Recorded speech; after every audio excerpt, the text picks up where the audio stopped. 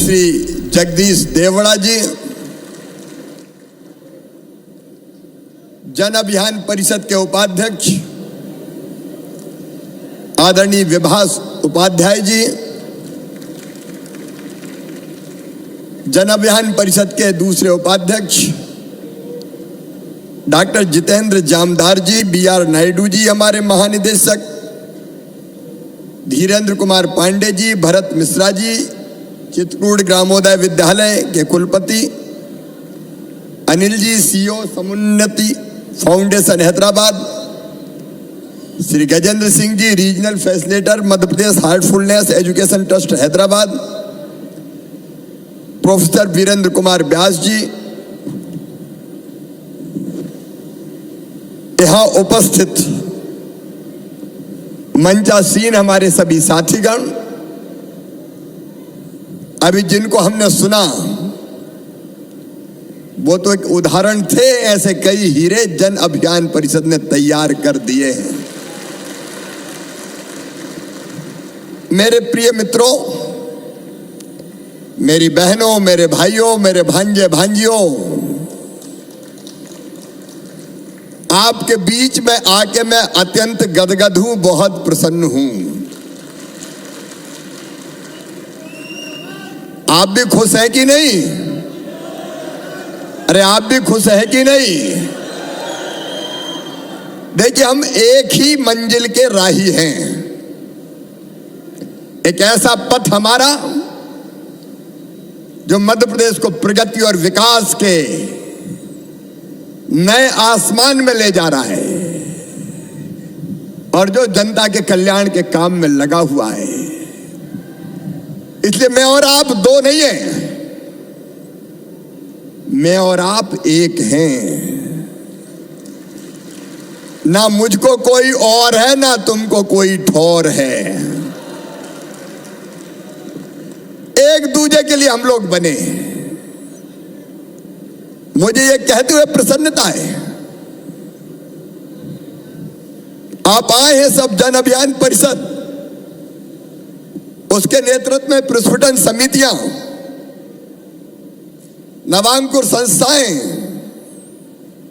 मुख्यमंत्री सामुदायिक नेतृत्व क्षमता विकास पाठ्यक्रम के मेंटर्स, स्वैच्छिक संगठनों के पदाधिकारी और प्रतिनिधियों, आपका बारंबार स्वागत है, बारंबार यहां स्वागत है।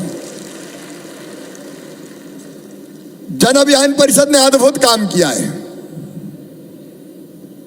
ये स्वयंसेवी संगठनों का, समाज सेवियों का, छोटी बड़ी संस्थाओं का एक ऐसा महासंगठन बन गया है जिसने सब सेवा करने वालों को एक प्लेटफॉर्म पे खड़ा कर दिया है। एक अद्भुत संगठन ये आज बट वृक्ष बन गया है, बड़का पेड़। और मेरे मित्रों, मेरी बहनों, भाइयों, बड़का ये पेड़ जब सबको विकास की छाया दे रहा था, सबको विकास की छाया दे रहा था, क्या काम किए जल संरक्षण के, नशा मुक्ति के, ऊर्जा बचत के, संरक्षण के। पता नहीं बीच में 1.25 महीना की सरकार आ गई, उसको ये काम चुभ गए और उनने इसी बट वृक्ष को काटने की कोशिश की। बट वृक्ष तो नहीं कटा, लेकिन काटने वाले खुद कट के रह गए। क्या जरूरत थी? जन अभियान परिषद को खत्म करने की कोशिश की। मेरे सीएम सीएलडीपी के बेटा बेटी,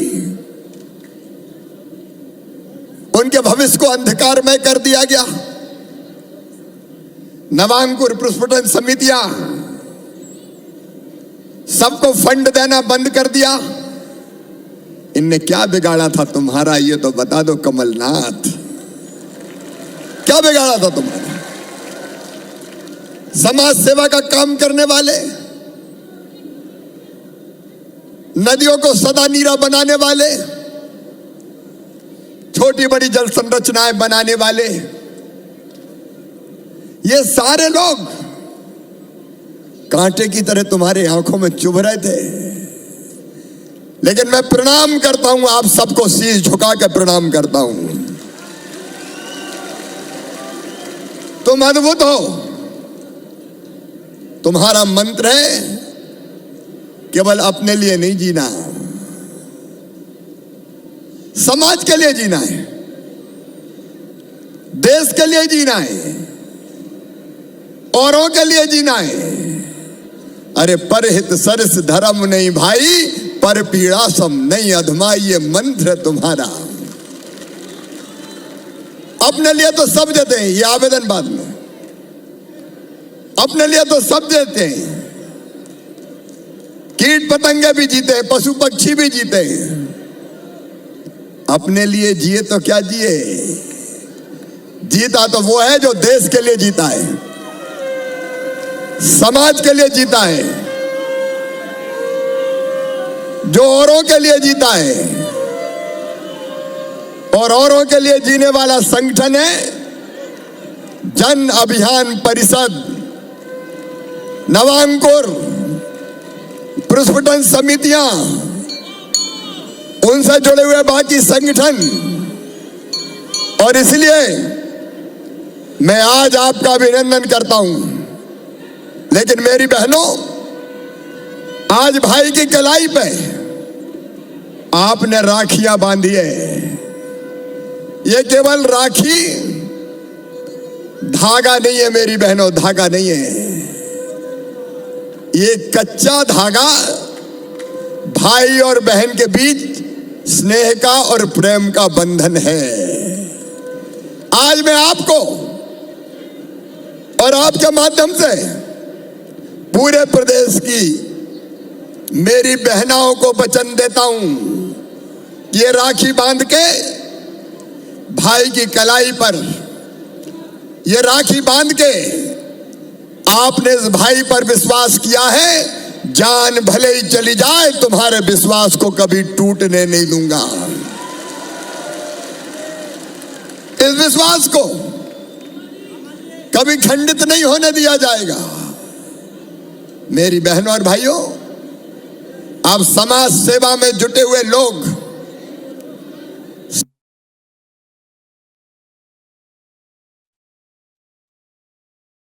तो भोपाल के जम्बूरी मैदान में इस वक्त सीएम शिवराज सिंह चौहान सभा को संबोधित कर रहे हैं। जम्बूरी मैदान में राज्य स्तरीय ये सम्मेलन है जहां पे सैकड़ों की संख्या में लोग भी पहुंचे हुए हैं। संगठन आज वट वृक्ष बन चुका है, ये उन्होंने कहा। वहीं आपको ये भी बता दें कि समितियां, नवांकुर संस्थाओं का ये सम्मेलन है। स्वैच्छिक संगठन परामर्शदाता सम्मेलन में ये शामिल हैं। एक नहीं अनेकों काम आपने किए और आज मैं फिर आपके सामने ये कह रहा हूं, देखो अकेली सरकार सारे काम नहीं कर सकती तब तक जब तक के समाज सरकार के साथ खड़ा ना हो जाए। ये समाज और सरकार मिलकर अगर साथ खड़ा हो जाए तो चमत्कार किया जा सकता है, चमत्कार। और आपके साथ मिलकर वो चमत्कार मैं करना चाहता हूं। प्रदेश की प्रगति का चमत्कार, प्रदेश के विकास का चमत्कार, जनता के कल्याण का चमत्कार, बुराइयां दूर करने का चमत्कार। और मेरे बहनों और भाइयों, आपके साथ मिलकर समाज को खड़ा करके हम मध्य प्रदेश को नई ऊंचाइयों पे ले जाना चाहते हैं, नई ऊंचाइयों पर। अभी डॉक्टर जितेंद्र जामदार बता रहे थे, कुछ उदाहरण आपके सामने दे रहे थे। एक जमाना था जब मध्य प्रदेश में पता ही नहीं चलता था कि गड्ढों में सड़क है कि सड़क में गड्ढा है कि गड्ढम गड्ढा है। अरे याद है कि भूल गए? जोर से बताओ, याद है कि भूल गए? गांव से जो आए हैं उनकी गाड़ी सड़क पर नहीं खेतों में चलती थी, क्योंकि सड़क पे तो गड्ढे ज्यादा होते थे। आज शानदार सड़कों का निर्माण किया है तो इस सरकार ने, बीजेपी की सरकार ने किया है। चाहे बिजली के इंतजाम का सवाल हो, मैं आपको बधाई देता हूं। ऊर्जा संरक्षण का अभियान आपने चलाया। आपने वो बल्ब जो कम ऊर्जा खींचते हैं उन बल्बों को लगाने का अभियान चलाया। लेकिन मेरे बहनों और भाइयों, एक जमाना था जब बिजली रहती नहीं थी, आती कम थी, जाती ज्यादा थी। अंधेरों का घर मध्य प्रदेश था। आज एक जमाने में केवल बिजली की उपलब्धता थी 2900 मेगावाट, आज बढ़ के हो गई है 26,000 मेगावाट। सड़कों, बिजलियों, पानियों, आप में से कई किसान भी होंगे, सिंचाई की योजनाओं का जाल मध्य प्रदेश की धरती पर बिछा है। अभी डॉक्टर जामदार बता रहे थे 45 लाख हेक्टेयर में व्यवस्था हो गई है।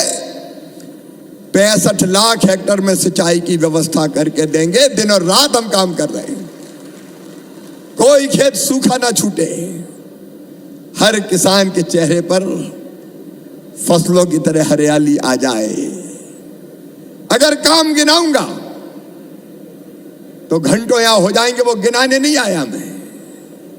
लेकिन प्रधानमंत्री नरेंद्र मोदी जी के नेतृत्व में भारत आगे बढ़ रहा है। एक वैभवशाली भारत, एक गौरवशाली भारत, एक संपन्न भारत, एक समृद्ध भारत का निर्माण हो रहा है तो श्रीमान नरेंद्र मोदी जी के नेतृत्व में हो रहा है। सारा देश आज सम्मान के साथ खड़ा हुआ है। अरे अब तो भारत छोड़ दो, पाकिस्तान वाले भी कहते हैं कि अल्लाह हमारे पास भी मोदी हो जाता। मैं आपको इसलिए भी बधाई देता हूं, ये जन अभियान परिषद है और उससे जुड़े हुए बाकी साथी। जब कोविड का संकट आया तो सबसे पहले मुझे कोई याद आए तो जन अभियान परिषद वाले याद आए। अपने प्राण हथेली पे रख के जनता की सेवा कौन करेगा। हमने क्राइसिस मैनेजमेंट ग्रुप बनाए और आपको बधाई देता हूं, आप में से अधिकांश लोग उसमें शामिल हुए।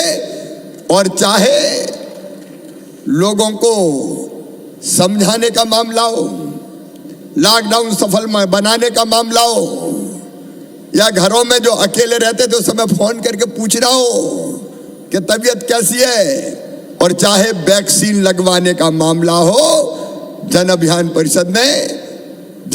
परिषद के साथियों ने अपनी जान हथेली पे रख के काम किया। अद्भुत काम किया आपने। लेकिन वैक्सीन बनवाई तो मोदी जी ने, मोदी सरकार ने 200 करोड़ डोज लग गए और दुनिया के 100 करोड़ से ज्यादा लोगों के पास वैक्सीन पहुंच गई। अगर पुरानी सरकार होती जो 50 साल पहले रही है तो पता नहीं कितने मारे जाते मेरे बहन और भाइयों। आज भारत का मान सम्मान प्रतिष्ठा पूरी दुनिया में। लेकिन आज मैं आपसे और निवेदन कर रहा हूं। देखो मेरे बहनों और भाइयों, मेरे मन में एक ही जिद है, एक ही जुनून है, एक ही जज्बा है, अपने मध्य प्रदेश को आगे बढ़ाना और जनता को बेहतर जिंदगी देना। मैं सच बताऊं, मेरा बस चले तो सबके आंसू पी जाऊं, कोई आंखों में आंसू ना रहने दूं।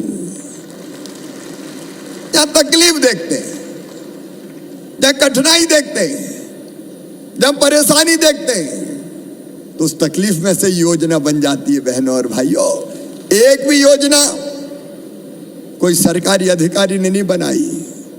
ये लाडली लक्ष्मी योजना क्यों बनी? इसलिए कि मैंने गांव में बेटी के साथ भेदभाव होते हुए देखा। बेटा का जन्म हो तो खुशियां मनाई जाए, ढोल बजाओ, बधाई गाओ, लड्डू बंटवाओ, भैया आया है। और बहना ने जन्म ले लिया, बिटिया ने, तो मैया का चेहरा भी उतर जाता था, जैसे बेटी नहीं हो गई हो, आफत हो गई हो। मेरी आत्मा रोती थी उस समय। मैं कहता था, हे भगवान, ये भेदभाव क्यों? एक ही मां की कोख से बेटा भी पैदा हुआ, बेटी भी पैदा हुई, लेकिन बेटी के साथ भेदभाव, और भेदभाव ऐसा साथियों कि कोख को कत्ल खाना बना दिया। अगर पता चल जाए पहले ही कि बेटी आने वाली है तो कोख में ही मार डालो। और इसलिए बेटे ज्यादा पैदा हो गए, बेटियों की संख्या कम रह गई। तब मेरे मन में विचार आया कि शिवराज ऐसी योजना बना कि बेटी लखपति हो जाए, और इसलिए लाडली लक्ष्मी योजना बनी। और आज मुझे खुशी है 44,40,000 से ज्यादा लाडली लक्ष्मी बेटियां मध्य प्रदेश की धरती पर हैं, जिनका पूरा इंतजाम मामा कर रहा है। चिंता की बात नहीं है, पूरे इंतजाम भाजपा की सरकार कर रही है। लेकिन आज मैं बात करूंगा मुख्यमंत्री लाडली बहना योजना की। उसमें आप सबका सहयोग मुझे चाहिए। देखो, बहनें भी आगे बढ़े, बेटी भी आगे बढ़े, इसलिए कई प्रयास हमने किए। 50% स्थानीय चुनाव में रिजर्वेशन दिया, शिक्षकों की भर्ती में रिजर्वेशन दिया, पुलिस में मैंने भर्तियां करवाई बेटियों की 30%, कि बेटियों को भी पुलिस में जाने दो। लेकिन मेरा मन कचोट रहा था। मैं कई दिनों से सोच रहा था कि एक ऐसी योजना और बना शिवराज कि बहनों की इज्जत मान सम्मान बढ़ जाए और उनकी रोजमर्रा की जिंदगी की परेशानी दूर हो जाए। मैं सोचता रहा, एक दिन रात भर नहीं सोया, रात भर क्या करूं, कौन सी योजना बनाऊं। तो उसी में से निकल के आया कि अगर बहनों को सशक्त करना है तो उनके हाथ में अगर हर महीने पैसे आ जाएं तो बहनें सशक्त भी हो जाएंगी और उनका मान सम्मान और इज्जत भी बढ़ जाएगी। देखो, हम सब जानते हैं इज्जत और सम्मान के लिए पैसे का भी महत्व है, विशेषकर वो बहनें जो गरीब घरों से आती है, जो निम्न मध्यम वर्गीय परिवारों से आती है। और इसलिए मन में आया क्या ऐसी योजना। अच्छा, दूसरा विचार क्या आया, बहनों ने मुझे राखी बांधी, अब मैं इनका भैया हूं, और भैया भी सगा हूं, सौतेला नहीं हूं। बहनों बताओ, सगा भैया हूं कि नहीं? अरे जोर से बोल के बताओ, सगा भैया हूं कि नहीं? अब भैया सावन के महीने में बहन से राखी बंधवाता है, या तो मायके लेके आता है या खुद बहना के घर जाता है, और फिर भैया कुछ ना कुछ देता है। कोई कपड़ा देता है, कोई पैसा देता है, कोई और उपहार देता है कि नहीं देता? कुछ ना कुछ देते। तो दिल में लगा कि शिवराज तू भी तो भैया है रे, और सबका भैया है तू, तेरी लाखों लाख बहनें, तो इन बहनों को कुछ दे। और एक विचार और आया कि साल में एक बार देने से काम नहीं चलेगा। एक बार देने से काम चलता क्या? अरे बोल के बताओ, चलता क्या? तो हर महीना दे। और इसलिए रात भर जग के सवेरे 4 बजे मैंने तय किया कि हर महीने अपनी बहनों के खाते में 1,000 रुपया डाले जाएंगे। और नाम मुझे सूझा मुख्यमंत्री लाडली बहना योजना। अब मेरी बहनों, ये साधारण योजना नहीं है। अच्छा, ये पैसा किनको मिलेंगे? हर परिवार में जो विवाहित बहन ससुराल चली गई उसको मिलेंगे। ससुराल जो पहुंच गई, 23 साल की न्यूनतम उम्र। और परिवार का मतलब मैं आपको इसलिए समझा रहा हूं कि इस योजना को आपसे मुझे लागू करवाना है। परिवार का मतलब, सब मेरी बात ध्यान से सुन रहे हैं? पीछे तक बताओ, सब सुन रहे हैं? तो परिवार का मतलब है पति पत्नी और उसके बच्चे, ये एक परिवार। तो एक बहन का एक परिवार। अब आप ये बताओ, 1,000 रुपया हर महीना मिलेगा तो साल भर में कितने होंगे? 12,000। लेकिन आप सोचो, घर में अगर 2 बहुएं हुई तो दोनों को मिलेंगे। अरे दोनों को मिलेंगे कि नहीं मिलेंगे? तो कितने मिलेंगे? 24,000। अच्छा, कई जगह 2 नहीं, बड़ी भी है, मंझली भी है, संजली भी है, बिचली भी है और छोटी भी है। तो हर एक बहन को मिलेंगे।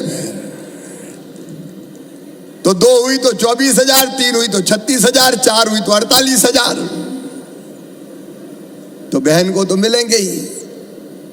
लेकिन बहन का परिवार अगर किसान परिवार हुआ तो 6,000 मोदी जी दे रहे हैं, प्रधानमंत्री जी 4 मामा दे रहा है, तो कुल कितने और मिलते हैं?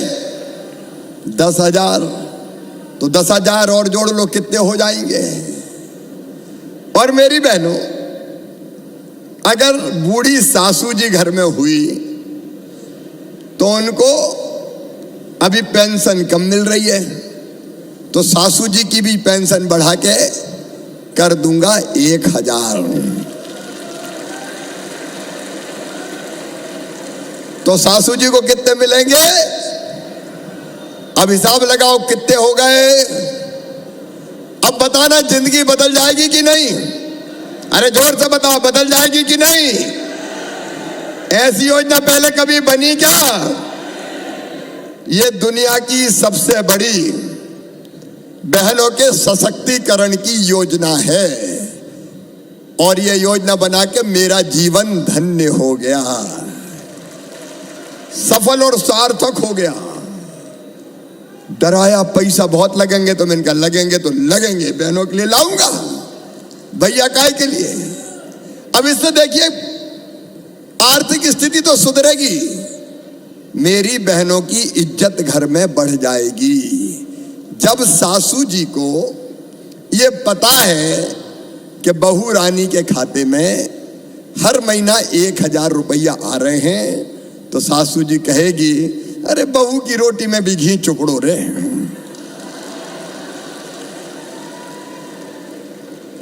और जब सासू जी का 1,000 रुपया आएगा तो बहू कहेगी, माता जी के पांव दबा दूं सोने के पहले। तो आप बताओ, सास बहू का प्रेम बढ़ेगा कि नहीं? अरे जोर से बताओ, बढ़ेगा कि नहीं? सास बहू का प्रेम भी बढ़ जाएगा, सचमुच में। और देखो, भाई तो पैसे का दुरुपयोग सबकी बात नहीं कर रहा, लेकिन अगर भाई के हाथ में पैसा है तो हो सकता है कोई कोई उसका गलत उपयोग भी कर ले, लेकिन बहन कभी भी गलत उपयोग नहीं करेगी। देखो, परिवार कैसे सुधरेगा? क्या बहन बच्चों के लिए दूध लाएगी, सब्जी लाएगी, दाल लाएगी, जरूरत पड़ी तो थोड़ी बड़ी दवाई लाएगी, सबसे पहले बच्चों का ध्यान रखेगी, तो पोषण का स्तर सुधरेगा। और थोड़े बहुत पैसा बचा के भी रखेगी मुसीबत के टाइम के लिए। और अभी तो पतिदेव से पैसा मांगती थी, लाओ माए के जाना, जरा 500 रुपया तो दे दो, तो पतिदेव डांट देते थे, नहीं है, जब देखो तब लगी रहे पैसा मांगने, नहीं है मेरे पास, तो मुंह महसूस के रह जाती थी। अब कभी पतिदेव को जरूरत पड़ी और कहीं से पैसे का इंतजाम नहीं हुआ और पतिदेव का मोह उतर गया, चेहरा उतर गया, तो कहेगी, गुड्डू के पापा चिंता मत करो, जे धरे ले जाओ। तो पति का सहारा भी बन जाएगी। बताओ, बन जाएगी कि नहीं बन जाएगी? तो ये योजना बहन की इज्जत और सम्मान घर में बढ़ाएगी, और मेरी बहनें जरा इज्जत से जिएंगी, आत्मसम्मान से भरी रहेगी कि मेरे हाथ में भी कुछ है, मेरे हाथ में भी कुछ है। मेरी बहनों, इस योजना को आपको लागू करवाना है, और इसके साथ एक काम और किया है। 1 अप्रैल से शराब की दुकानों में जितने अहाते थे, दारू के सारे अहाते बंद कर दिए जाएंगे।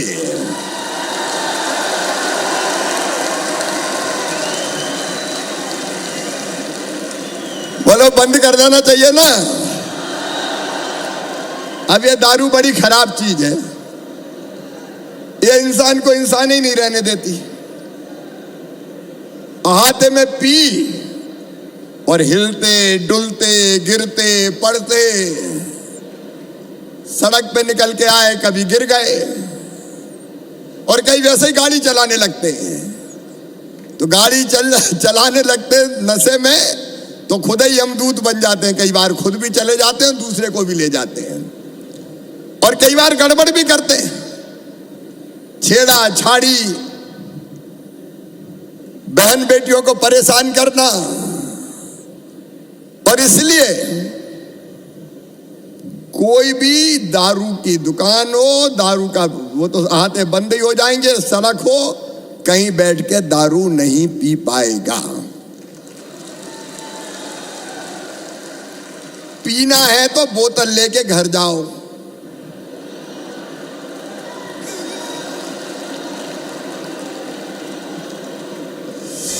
अब घर जाएंगे तो बेटा भी है बेटी भी है, अरे कुछ तो शर्म लगेगी कि नहीं लगेगी। अब बहनों से कह दूंगा जरा एक डंडा तैयार रखना। देखो ये नैतिक प्रतिबंध है, नैतिक प्रतिबंध, ताकि हम इस बुराई से भी बच सकें। और इसलिए हमको लाडली बहना जैसी योजना और बहनों के सम्मान के काम सारे करते रहना है मेरी बहनों। अब मैं एक सहयोग आपसे चाहता हूं सबसे कि वैसे हम सब काम करेंगे, हम पानी बचाने का काम करेंगे, करेंगे कि नहीं करेंगे? हम पेड़ लगाने का काम करेंगे, करेंगे कि नहीं करेंगे? हम बिजली भी बचाएंगे, क्योंकि आपको बता रहा हूं मैं आज बिजली पे हर साल सब्सिडी हम दे रहे हैं 24,000 करोड़ रुपया, तब बिजली मिल पा रही है सस्ती। लेकिन अगर फालतू बिजली ना जले, केवल जरूरत हो तब जलाए, नहीं दिन है और तो भी स्विच ऑन, 4-4 बल्ब जल रहे हैं। अरे भैया जरूरत क्या है, एक है तो एक ही जलाओ। मैं सीएम हाउस में जब उजाला होता है तो कभी बल्ब नहीं जलाता, मैं खुद बंद करता हूं मेरे कमरे का। जरूरत क्या है? और मेरी सीएम हाउस में अगर काम करने वालों से अगर कहा सुनी होती तो इसी पे कि बिजली के स्विच बंद करो, फालतू बिजली जला रहे हो। अगर ये फालतू बिजली जलना बंद हो जाए तो हम 5-6 हजार करोड़ रुपया की बिजली बचा सकते हैं। और इसलिए हम बिजली बचाने के लिए भी लोगों को प्रेरित करेंगे। जितने काम हमारे, बेटी बचाओ बेटी पढ़ाओ, नशा मुक्ति अभियान, ये सारे काम करेंगे।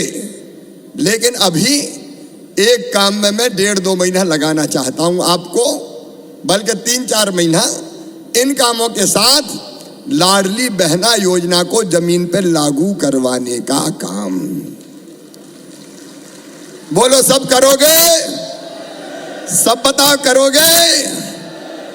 अब कुछ चीजें मैं लाडली बहना का इंप्लीमेंटेशन मतलब लागू करवाना कैसे होगा। नंबर 1, बहनों को यह भरोसा दिलाना कि तुम्हें परेशान होने की जरूरत नहीं है, कहीं नहीं जाना, हम तो हैं, हम आवेदन भरवाएंगे, चिंता मत करो। आवेदन के लिए देखो 3 चीजें, 1 2.5 लाख रुपया से कम आमदनी वार्षिक। 2.5 लाख रुपया का मतलब हुआ हर महीने 20,000 रुपया तक की आमदनी, उससे ज्यादा नहीं होना चाहिए। तो मैं समझता हूं अधिकांश बहनें इस श्रेणी में आ जाएंगी। आ जाएंगी कि नहीं आ जाएंगी? 2.5 लाख रुपया वार्षिक से कम की आमदनी या 5 एकड़ से कम जमीन, 5 एकड़ तक जमीन होनी चाहिए। उससे ज्यादा है तो फिर बड़े आदमी है, फिर वहां 1,000 रुपया की कोई उतना मतलब नहीं है। कोई 4 पहिया वाहन, जीप, कार, उसके मालिक नहीं होना चाहिए। पर ये शर्तें, विवाहित बहन 23 साल से लेकर 60 साल तक की उम्र की। अब ये साधारण चीजें, और आवेदन भरना है 25 मार्च से। कब से भरना है? अरे बोलो ना, 25 मार्च से। और आवेदन गांव में ही भरे जाएंगे, शहर में वार्ड में भरे जाएंगे, गांव में ही टीम जाएगी। तो बहनों को एक बात समझाना, भी भग रही है, परेशान हो रही कई जगह कि वो मूल निवासी प्रमाण पत्र बनवा लो, कि आय का प्रमाण पत्र बनवा लो। ना तो आय प्रमाण पत्र की जरूरत है और ना मूल निवासी प्रमाण पत्र की जरूरत है, कोई जरूरत ही नहीं है। क्योंकि ये जरूरत लगा दो तो फिर भग रहे हैं बनवाने और उसी में 100, 200, 500 रुपया खर्चा कर रहे हैं। आप कहोगे फिर 2.5 लाख कैसे मानोगे? बहन अगर कह देगी कि मेरी आमदनी 2.5 लाख से कम है तो हम मान लेंगे कि 2.5 लाख से कम है, सीधी बात। आप बताओ, बहनों पे भरोसा करना चाहिए कि नहीं? अरे सब बताओ, बोल के करना चाहिए कि नहीं? तो केवल आवेदन टिक करना है कि 2.5 लाख से कम की आमदनी। कोई ने झूठ बताया होगा और शिकायत होगी तो उसकी जांच होकर कार्रवाई हो जाएगी, लेकिन हर एक शिकायत को प्रमाण पत्र लो, उसी में परेशान हो जाए। इसलिए कोई प्रमाण पत्र की जरूरत नहीं, वो बता देंगे हम मान लेंगे। बहनें वैसे भी झूठ नहीं बोलती और इसलिए हर गांव में शिविर लगेंगे, शहर के हर वार्ड में शिविर लगेंगे।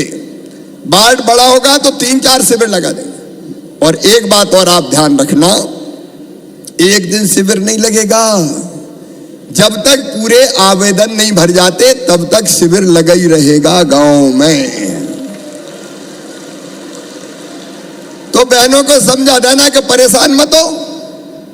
एक दिन में एक शिविर में 30-35 आवेदन भरे जाएंगे, क्योंकि केवल भरना नहीं है, मुझे आवेदन भरना है, बहन का फोटो खींचना है भाई, और आवेदन कंप्यूटर में ही भरवा दूंगा मैं। इसलिए कि बाहर धरे रहे तो कोई दबा के बैठ जाए और कहे कि लाओ 50 ले आओ कि 100 ले आओ, तो बहन के चक्कर ही खत्म करो भैया। कई बार बेईमान कोई घुस जाए तो मामा क्या करे। और इसलिए जब तक सब बहनों के, पात्र बहनों के आवेदन नहीं भरे जाएंगे तब तक शिविर लगा ही रहेगा, चाहे 10 दिन हो जाए, चाहे 15 दिन हो जाए। समझ गए मेरी बात? अरे समझ गए कि नहीं? तो सब बहनों को समझाते रहना कि चिंता काहे को।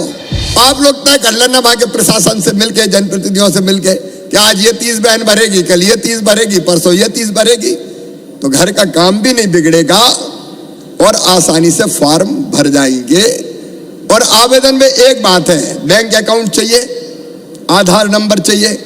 आधार नंबर लगभग सबके पास नहीं होगा तो बनवाने की भी पूरी सरकारी व्यवस्था करेगी। बैंक अकाउंट नंबर चाहिए और EKYC चाहिए, इसलिए कि पहचान हो जाए कि इन्हीं के खाते में पैसा जाए, कोई बेईमानी ना हो पाए। लेकिन एक बात और सुन लेना, अभी कई बहनें EKYC के लिए भाग रही थी, यहां जा रही थी, वहां जा रही थी, कहीं नहीं जाना। यह भी समझा देना, EKYC भी गांव में ही करवाएंगे, ठीक है? अच्छा, एक और जानकारी नोट कर लेना, कॉमन सर्विस सेंटर, लोक सेवा केंद्र अलग अलग जो होते हैं EKYC के, ये फोन से भी हो सकता है। मैंने सबको जो EKYC बनाएंगे प्रति बहन 15 रुपया देने का फैसला किया है, इसलिए कि वो पैसा नहीं मांगने लगे। लाओ, अभी मैं गया था कल बुरहानपुर, वहां पता चला कि EKYC के ही 100-200 रुपया मांग रहे हैं। तो मैंने कहा FIR करके जेल भिजवाओ रे, छोड़ूंगा नहीं, ऐसे कोई बेईमान होंगे तो। उनसे मैं फ्री में नहीं भरवा रहा, मैं पैसे दे रहा हूं ना, 15 रुपया लो बनाओ। तो ये बिना पैसे के बनने होना है EKYC, ठीक है? सब समझ गए? और कोई पैसा मांगते दिखे तो खड़े हो जाना कि हम आए। कैसे पैसे मांग रहे हो? 181 पर फोन कर देना, तुरंत नौकरी खत्म कर दूंगा मैं। ये जानकारी आपको होना चाहिए। हाँ, कुछ जगह ऐसी हो सकती है जहां EKYC के लिए दूसरे गांव, जहां कनेक्टिविटी नहीं है ना, काम ही नहीं करते, सिग्नल नहीं रहते, तो दूसरे गांव ले जाना पड़ेगा। तो वहां भी बहनों को जाना नहीं है, गाड़ी मैं करवाऊंगा, उनमें बिठवा के ले जाऊंगा। भाभी खुद को नहीं जाना है, वहां भी हम गाड़ी की व्यवस्था करके भेजेंगे, कर्मचारी जाएंगे बनवा के लाएंगे। अरे शिवराज, तेरे होते हुए बहनों को परेशानी हो गई तो तेरे मुख्यमंत्री होने का मतलब ही क्या है रे? और इसलिए सारी व्यवस्था बनाई। अप्रैल के अंत तक 30 अप्रैल तक फॉर्म भरे जाएंगे। मई में ये फॉर्म पूरे जो नाम आएंगे वो लगा देंगे पंचायत भवन में, या जो भी गांव में उपयुक्त जगह इनके नाम आ गए। कोई को आपत्ति होगी, कोई छूट गया तो वो हो जाएगा, कम रह गए। और 10 जून से बहनों के खाते में 1000 रुपया महीना जाना शुरू हो जाएगा। पूरा प्रोग्राम बना रखा मैंने। अब ये आवेदन भरवाना, EKYC करवाना और बाकी प्रक्रिया पूरी करवाने में आप सबका सहयोग चाहिए। बोलिए, सबका सहयोग मिलेगा? आप सब जुट जाएंगे तो फटाफट ऐसे काम हो जाएंगे। और ये बड़े पुण्य का काम है। देखो, यही धर्म पुण्य के काम है। लोगों की मदद करना, लोगों की सेवा करना, यही पुण्य के काम है। तो इसमें आप सबका सहयोग चाहिए।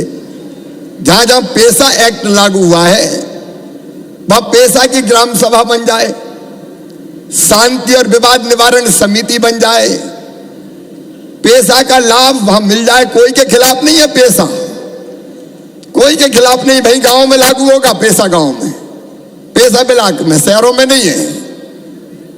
89 ब्लाक के पेशा ग्रामों में।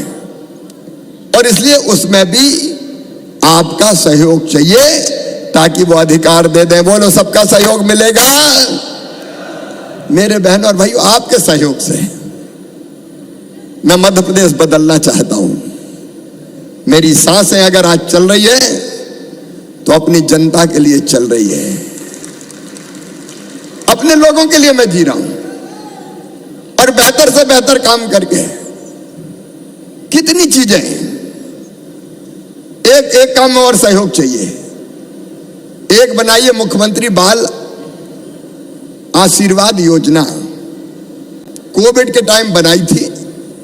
अगर कोई बच्चा बिना माँ बाप का है, कोविड में चले गए, तो उसको सड़क पे कैसे छोड़ दूं भैया? इसलिए हमने तय किया 5000 रुपया महीना उनको हम पेंशन देंगे, राशन देंगे, फीस जमा करेंगे। अब मेरे मन में आया कि भैया बिना ही कोविड के अगर कोई चले गए माता पिता, तो वो बच्चे कहाँ जाएंगे रे? और वो सड़क पर रहे तो तुझे मामा कहलाने का कोई हक है क्या? और इसलिए अब मुख्यमंत्री बाल आशीर्वाद योजना सब अनाथ बच्चों के लिए मैंने लागू कर दी है। सब अनाथ बच्चे अगर कोई है तो, और उनको जो रखेगा उनको 4000 रुपया महीना दूंगा मैं, ताकि उन बच्चों का लालन पालन ठीक हो सके। तो आप पुरुषपटन समिति, नवांकुर वाले, CM CLDP, बाकी संगठन, जन अभियान परिषद, इस काम में लग के इन बच्चों की भी सेवा करें, ताकि कोई अपने रहते हुए अनाथ ना कहला पाए। मेरे बहनों और भाइयों, अनाथ ना कहला पाए। ये लोगों की जिंदगी बदलने का अभियान है। मुख्यमंत्री मेधावी विद्यार्थी योजना में सारे मेधावी विद्यार्थी, कोई जाति समाज के हो, सबके फीस भरने का हमने फैसला किया है, कितनी भी हो, मेडिकल की, इंजीनियरिंग की। और एक बात और आज मैं बताना चाहता हूं, ये कांग्रेस ने बड़ा षड्यंत्र किया। अंग्रेज चले गए, अंग्रेजी लाद दी बच्चों की मुंडी पे, अंग्रेजी लाद दी कि मेडिकल की पढ़ाई अंग्रेजी में होगी, इंजीनियरिंग की पढ़ाई अंग्रेजी में होगी। अब आप बताना मेरे बहनों और भाइयों, गरीबों के गांव के बच्चे अंग्रेजी जानते हैं क्या? किसानों के बच्चे अंग्रेजी जानते हैं क्या? ये षड्यंत्र था कि मुट्ठी भर कुछ लोगों के बच्चे ही डॉक्टर, इंजीनियर बने, बड़े पदों पर पहुंचे। धन्नू मन्ना कल्लू पन्ना रह ही जाए बेचारे। एक बच्चे ने पिछले साल मेडिकल में एडमिशन हुआ, उसकी हम फीस भरवा रहे थे, साल भर बाद पढ़ाई छोड़ के आ गया। मैंने कहा पढ़ाई क्यों छोड़ दी? बोले मामा वो अंग्रेजी समझ में नहीं आती है ना, मासी टीटी घरे डुकरिया पीटी, पल्ले नहीं पड़ रही।